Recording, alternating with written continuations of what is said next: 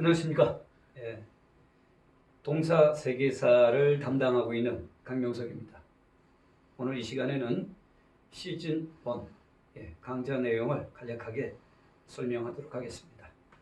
먼저 동사의 시즌 1 강좌 내용은 1회차부터 9회차까지 걸쳐 있는데 주로 범위가 전근대, 그러니까 개양 전까지를 내용으로 잡았습니다. 개양 이후부터는 시즌 2에서 강의하도록 합니다.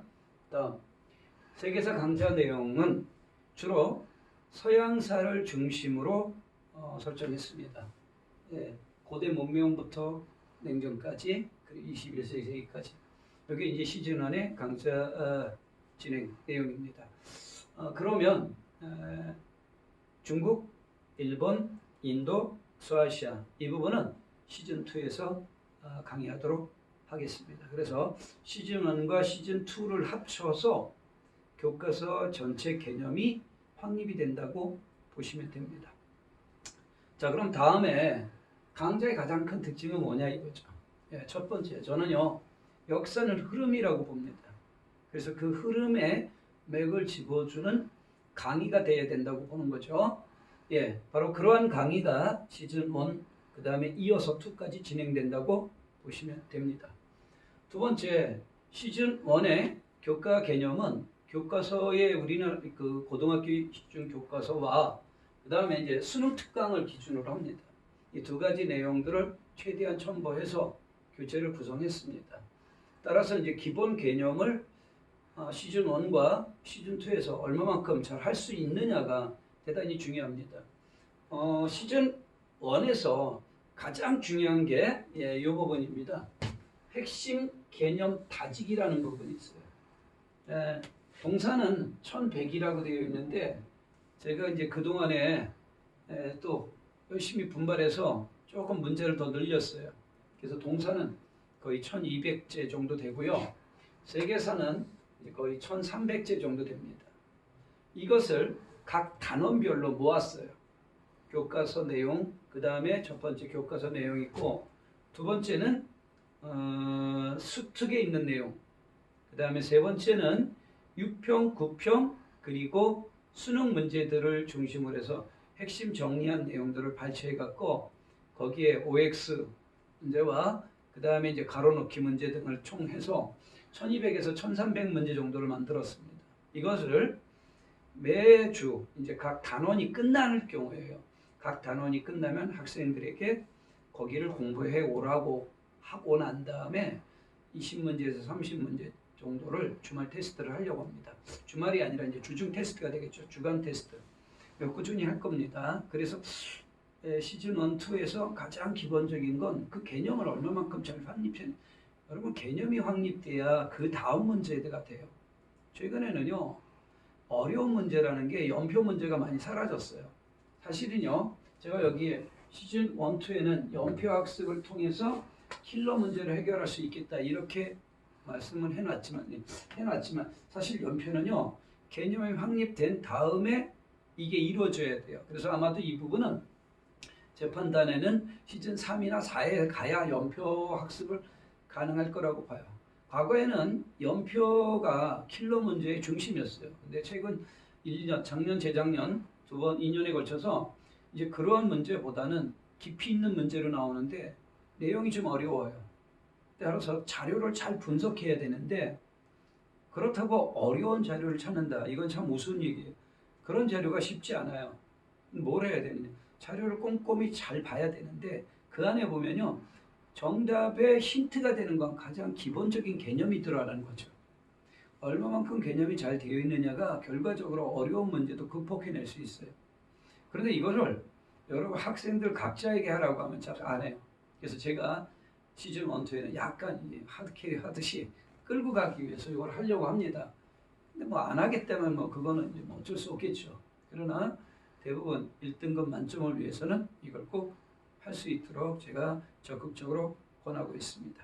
자, 이제 마지막에 강좌 내용 설명하겠습니다.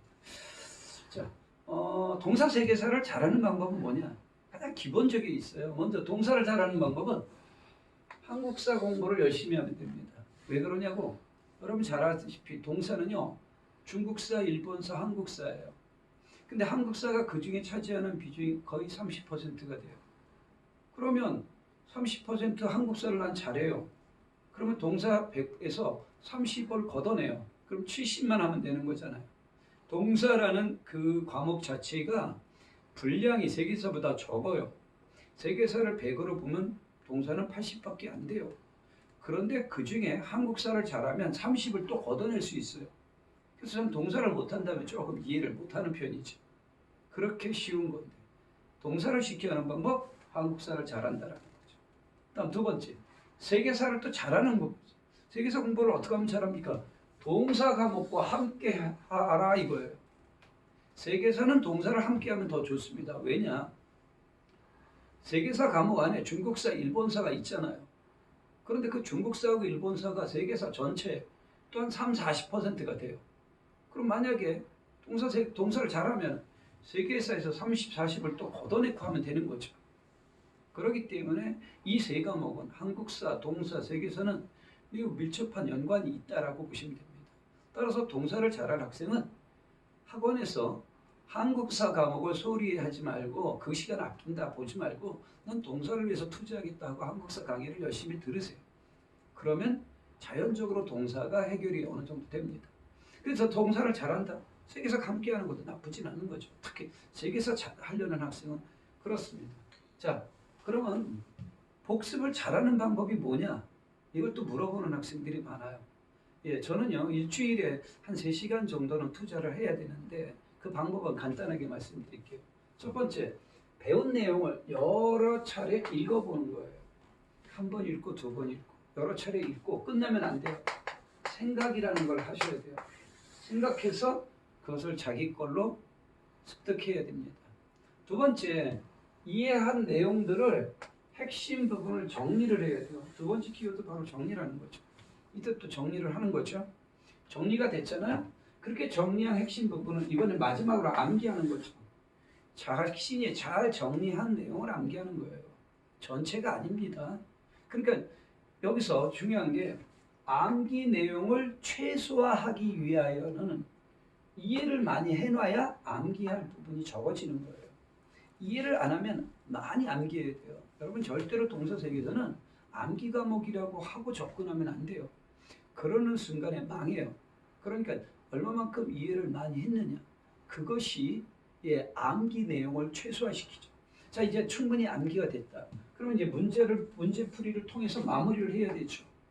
그 중에 오답 정리는 또 필수가 되겠습니다. 이러한 과정을 거쳐야만이 온전하게 성공할 수 있다고 봅니다. 예, 여러분 짧은 시간이나마 동사세계사 시즌1 강의 내용과 동사세계사를 잘하는 방법을 제가 간략하게나마 말씀드렸습니다. 보다 더 자세한 내용은 제가 본 수업 시간에 여러분들과 함께 진행하도록 하겠습니다. 여러분 감사합니다.